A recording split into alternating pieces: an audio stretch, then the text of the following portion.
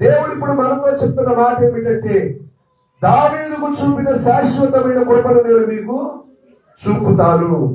A eternal covenant with the believers through the Lord Jesus Christ. యేసుక్రీస్తు ద్వారా మనందరికీ దేవుడు చేస్తున్న నిబంధన ఏమిటంటే నిత్య నిబంధన.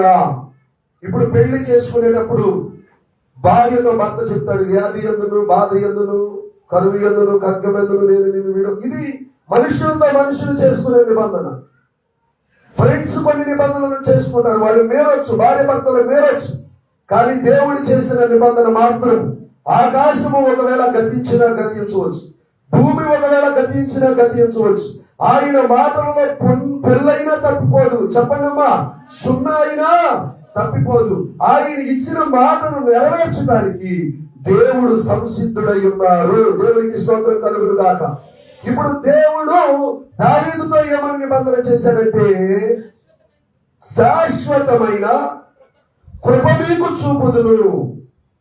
ఇదిగో జనములకు సాక్షిగా అతన్ని నియమించితిని, జనములకు రాజుగాను అధిపతిగాను అతనిని నేను నియమించితిని. కాబట్టి ఇప్పుడు దేవుడు మనతో చేస్తున్న నిబంధన ఏమిటంటే నిత్య నిబంధన. ఆ నిబంధనలో నీకు చెప్తున్నది ఏమిటంటే నిత్యమైన కృపను నేను నీకు చూపుతానన్నాడు. ఏ కృపనండి?